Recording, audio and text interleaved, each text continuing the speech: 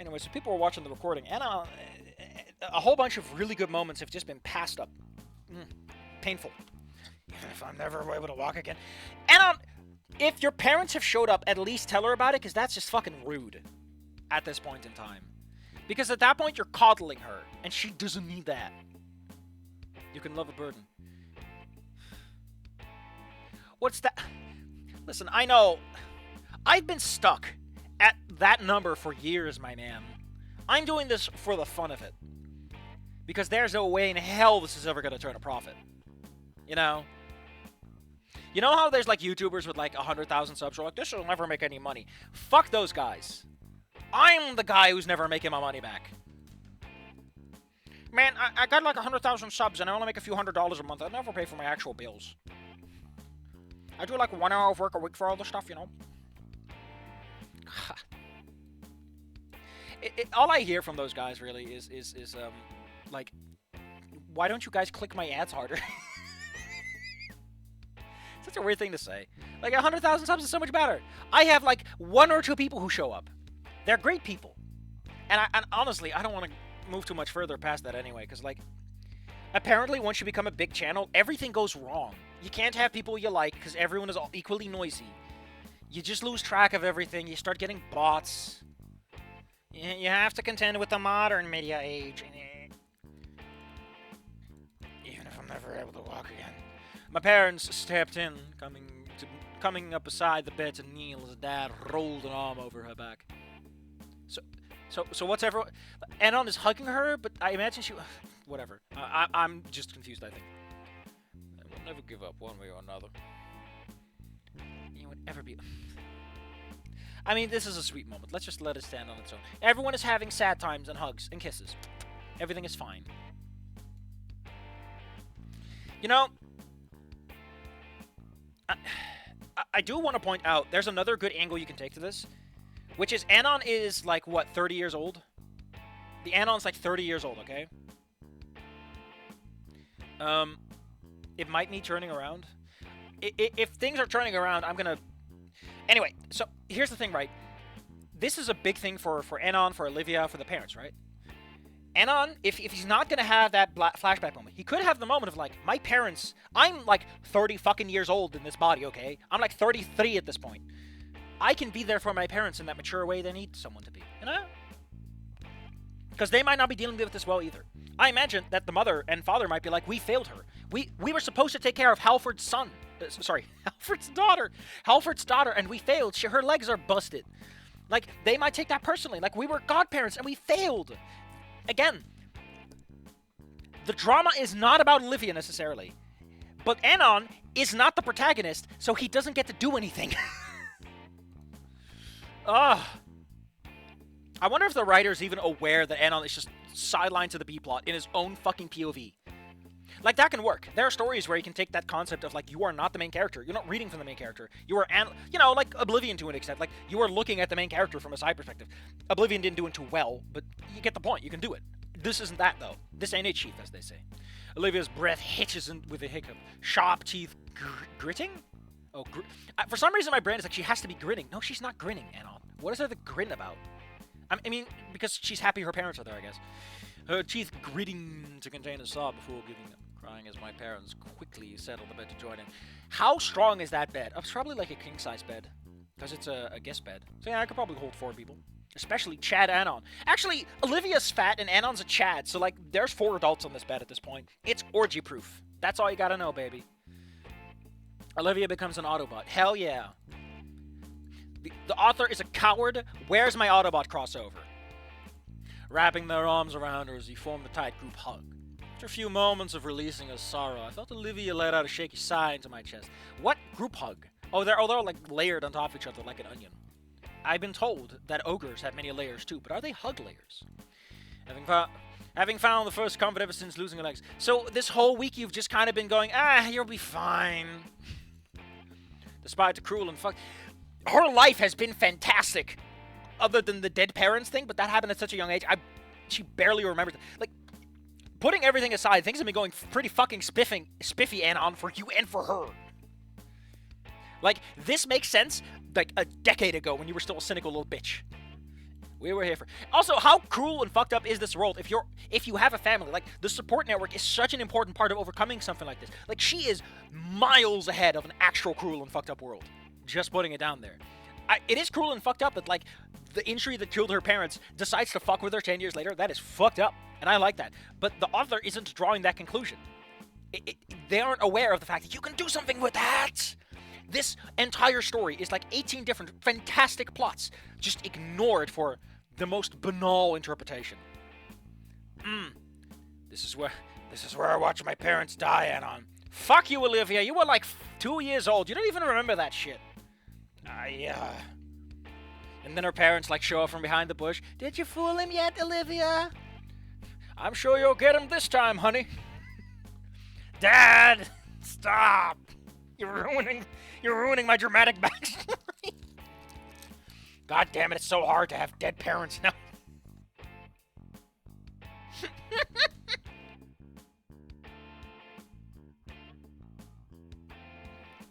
And on Nolan Bennett, I'm going to say something to you that I probably should have said more often, but a lot of fan fictions are written spur in the moment, and then like 18,000 fucking weirdos say, this is the best shit ever, and I'm like, no, it's not. But the author's like, oh boy, I should write 15 more chapters now. And they write... A stream of consciousness is the term. There's no editorializing phase. There's no looking back. My writing style is I write a whole bunch of stuff in like different chapters so that I kind of know where I'm going. I have a scaffolding in my head as to what needs to happen.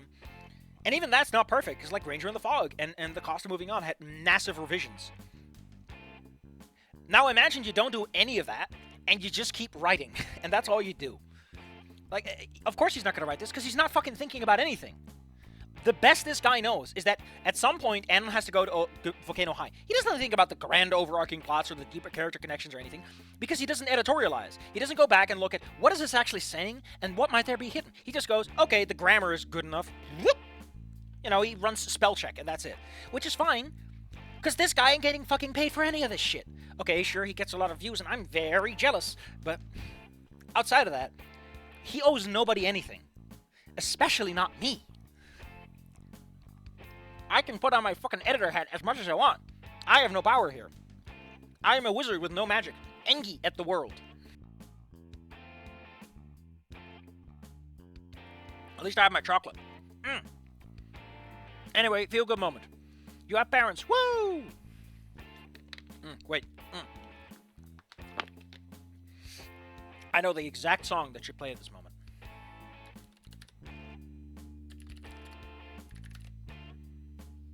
Hold on. I don't think it's the new one. I think it's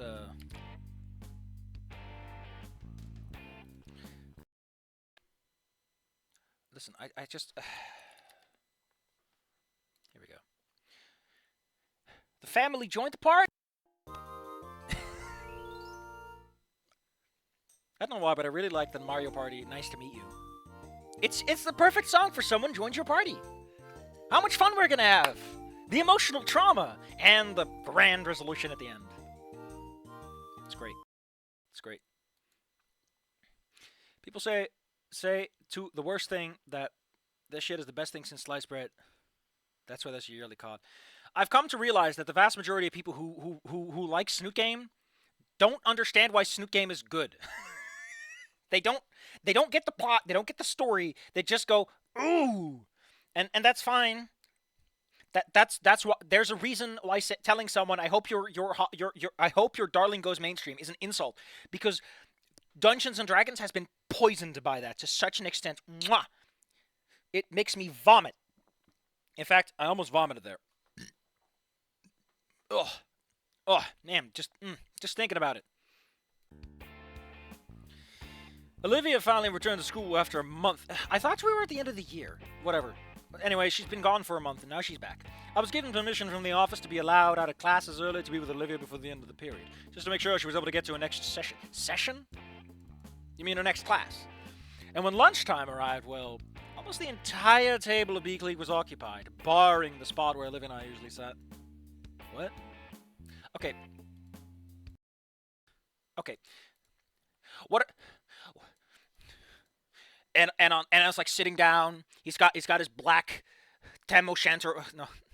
He's got one of those British caps on. He's sitting with a cigar or a cigarette, like, what a cruel and fucked up world we live in. And they roll up into school, and half the fucking school is there, and they have party poppers, and they have cake, and they have presents, and it's like, the world is so cold and uncaring that my beautiful sister only has 50 people attending her birthday party. She only gets a Lamborghini. What a cruel and unkind world. Jesus Christ, Anon. You can't say it's a cruel and fucked up world, and then have the fucking welcome party. How do you fuck this up? Billy and the boys. Who? Jeremy, Isaac, and his girlfriend Stacy. Who? I mean, listen, this is not a criticism, okay? This is fine. This is establishing that Anon has met other people that we don't know about because they're not important for the story. You can do that, and you should do that because it makes the cast feel bigger than it is, okay? You need to do that. All of them taking notice as we arrived. Shouldn't they be at when you arrived? Rising from their chairs, or if you... They brought gifts! It's a welcome back to school party, not a fucking... Oh my god! What a cruel and cold world. Nothing goes well here. As they give her gifts for coming back to fucking school. Jesus. Most signed and scrawled, really, by other students around a great big welcome back. Welcome! Hold on. We know exactly what welcome back Anon. For those who remember the N64, it's the beautiful... Welcome back. A bit louder. Welcome back. Professor Oak, Pokemon Snap, that's the welcome back they get. Anon in full Doomer outfit, just blasting Linkin Park. He doesn't blast me. Oh, you got me! 'Cause I'm so numb. And I'm sitting there as like a little disco ball lowers from the ceiling, and Olivia's like dancing in her wheelchair, laughing. This world doesn't care for people like her. Olivia! Doe was the first to speak up, rushing forward to hug the baryonyx, leaving Olivia blinking. You're finally back. We missed you so much. I mean, to be honest, I think this is important. They probably are like extremely worried. Like, all my bullshit aside. Like, these people probably had, like, really limited information. Okay? Like, they probably didn't know, like, how bad is it? Like, are her legs gone? Can she even sit? You know, they're probably like, oh, thank goodness it's not as bad as we thought. Because, remember, these are really close friends. I'm not going to undercut that. Yeah. Warden agreed as though again, using separated is such a funny place. Again, first off, I got a big tip for you. Don't do this. What are you talking about, Seth? He looks fine. Okay, listen. If you use a comma for your quotes instead of a period, this does not have an uppercase. It's not capital. Because this is one sentence. There is no break. There is no uppercase. Don't, if you can help it, avoid mixing that with a period. This is really awkward to have one quote be its own sentence and this not. Because this period bleeds over. The quote is contained, but the punctuation mark bleeds into the greater text. It's a really weird thing to get snippy over, but I'm snippy about it. It's probably just personal taste. I don't even fucking know. I mean, I liked it, but the asshole moves to bring out a red pen and embody the stringent rigor of an old English writing tutor. You called him a tutor too. Olivia peered down, resting her claws on the armrest of a wheelchair. It's gotta be new. I mean, those lunch tables probably don't have armrests. Sorry, she apologized. That's what sorry is, Anon. Bet you didn't expect to see me like this. That being said, I appreciate the more subtle inclination of what she's doing.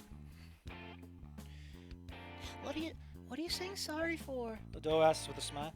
You have nothing to apologize for, Olivia. We're just happy you're finally back. And no matter what, you're still our friend. Nothing will ever change that. Yeah, that's probably been something she's struggling with. You know, you don't see him for a month. That's how friendships break apart. That's how friend groups collapse, you know? You know, ecological systems collapse. Olivia paused before slowly nodding with a smile. They pause, they're slow, they're smiling. Can I get a snout, a claw, or something else? The others at the table rising up to greet us as Billy approached, a container of something held between his tiny arms. I forgot what he sounds like. Whatever. Hey, Olivia, I made my favourite cookies to give you when you came back. He then pointed to a nubby claw. They got peanut butter cups in them. Crikey! Billy's cookies are like a crack! A crack! The group mate? It's classmate. Or like, year mate? I don't even know. I guess classmate's just a general term. Friendship collapsed because it's like... Olivia, you do not understand. It is not your friendship. It is our friendship. It will be reclaimed by the state. Thanks, Billy. Olivia said as she accepted them. Again, this guy... It's like this guy just figured out how to do this. Though I don't think I can eat this all by myself. I prefer sharing them with everyone else. Including you if you want some. Who the fuck's Billy, anyway? I forgot who Billy is. Really? Billy asked. Clearly... I thought it was Jeremy for some reason. Clearly fond of the idea of eating his... wait, wasn't Billy like the fat idiot who got stuck in a corner? Clearly fond of the idea of eating his own baked goods before... I mean, I kind of liked that the fat guy started making his own goods. You know, get high in your own supply. It's literally crack. Cracked sugar. I mean, that's really cool. Isaac and Stacy approach. I need to see more Australian people so I can get the proper shrimp on the Barbie. Got into a little bingo today. Actually, that might be... Fuck!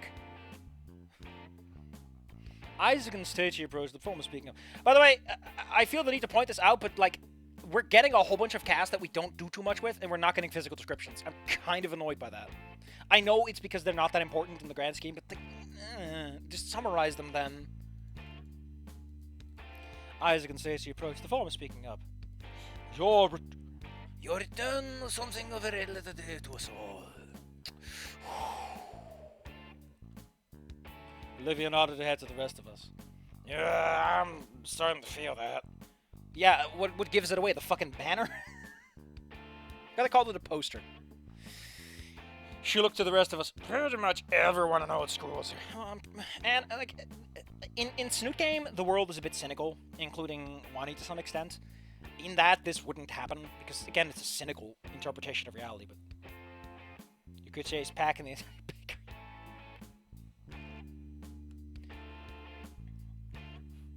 You're the resident artist, after all. What does that even mean?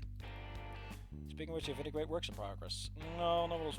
I mean, not if you're in a wheelchair, you have more time to paint instead of swim. Actually, no, she can still swim. That feels like just a reference to the demo with really no thought put into it, all things. It hurts.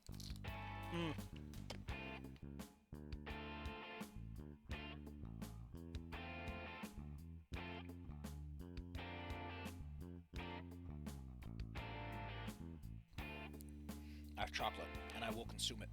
Nothing can stop me. I could pause the recording, but you know by now I always forget, even when I'm on myself.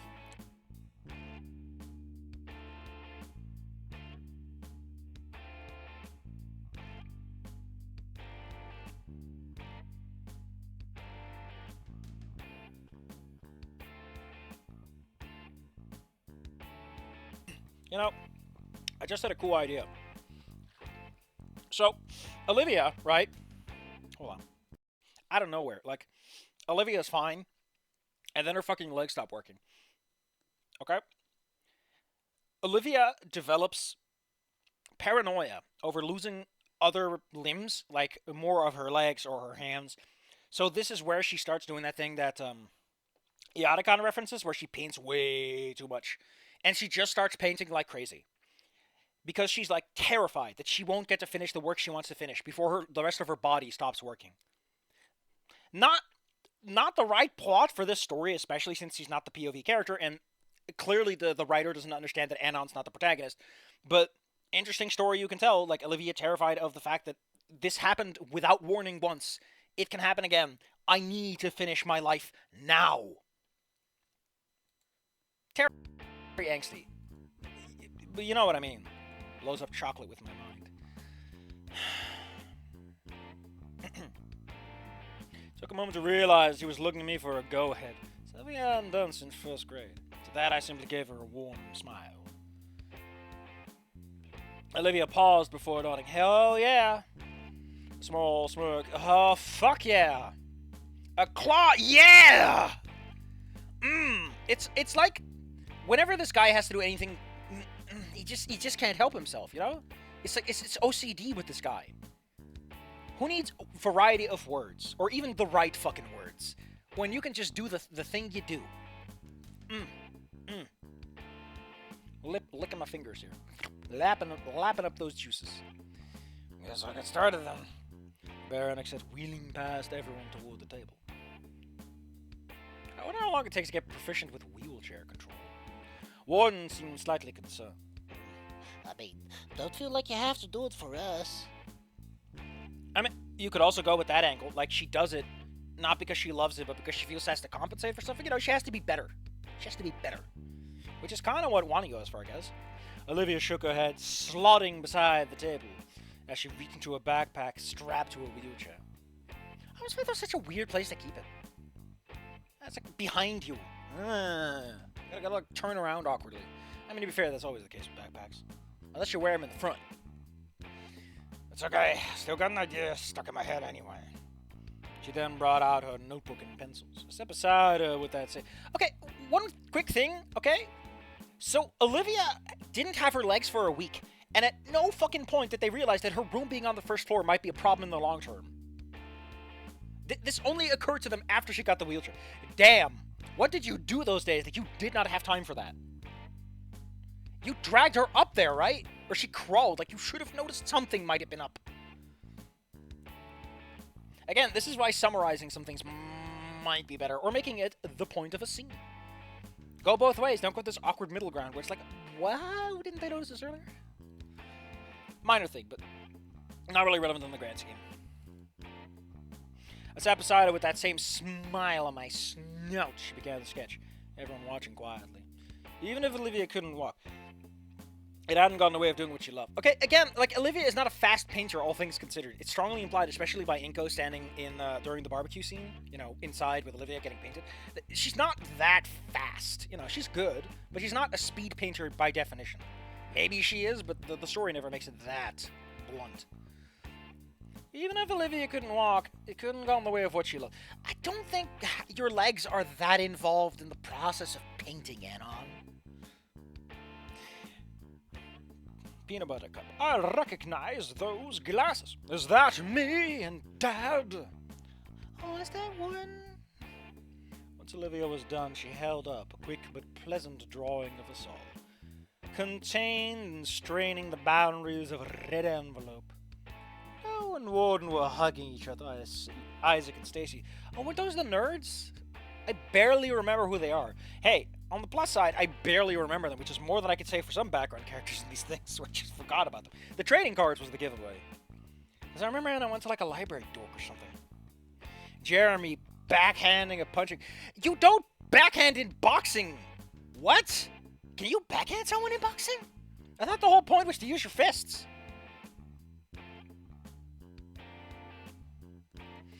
As Billy and the boys cheered from the front. I mean, I personally love the backhanding, but there in the front, you know, back front, the polarization that is not technically there. And then there was me, headbutting against the ground after having attempted to exit the envelope. And on, you really got to work on your exiting things that are folded over you skills. God damn it, said with a chuckle. Everyone bursting into laughter as Olivia smiled before I took notice of the delicate calligraphy at the top. Hold on, we gotta get out translation. Because I don't speak English. Do your best.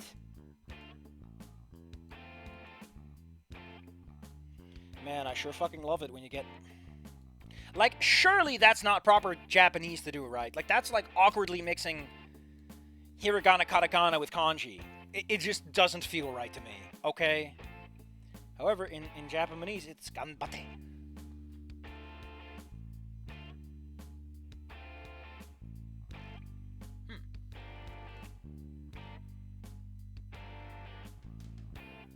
I know it's just really awkward to me to see this line, and it's like two pieces of like the simple stuff.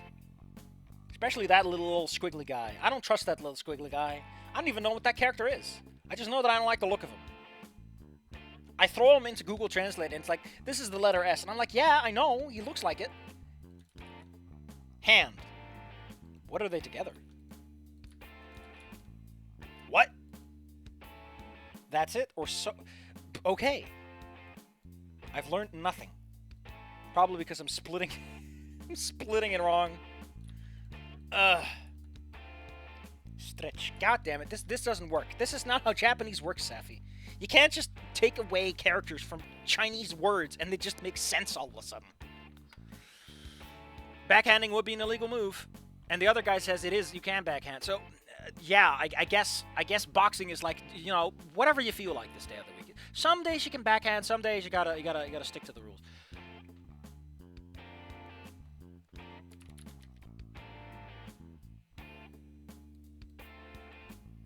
I had no idea Olivia even knew Japanese kanji. I'm pretty sure that's hiragana or katakana. It's one of the two. Kanji are the fancy ones.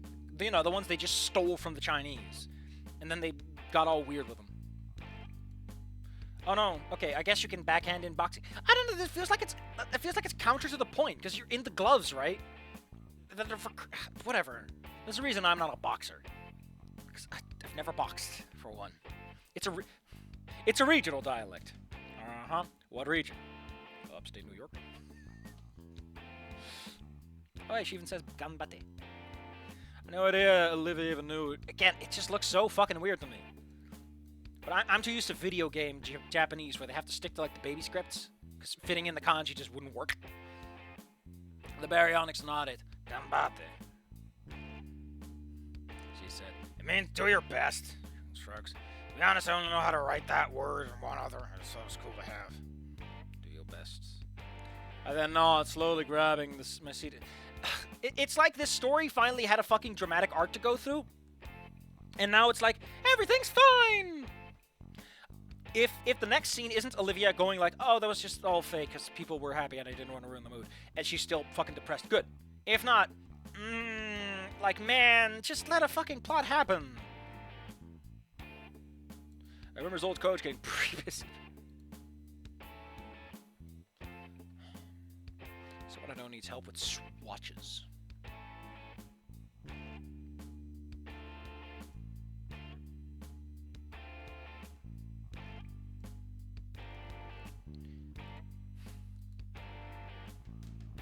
The cuff of my jeans was then caught in the chair.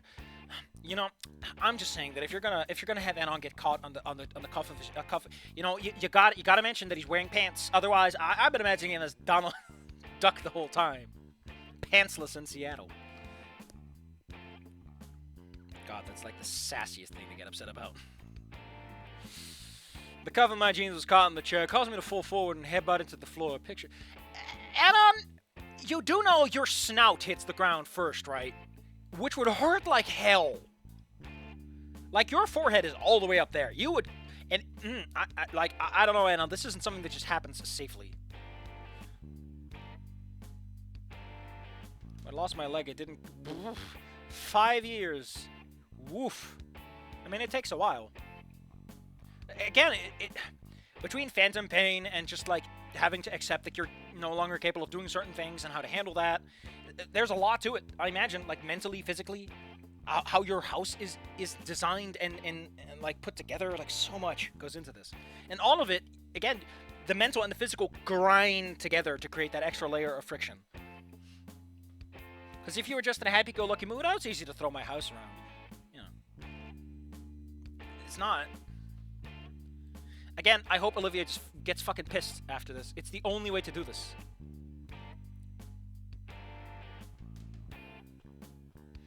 When the time lunch ended, I followed Olivia to the... let's cut the recording here.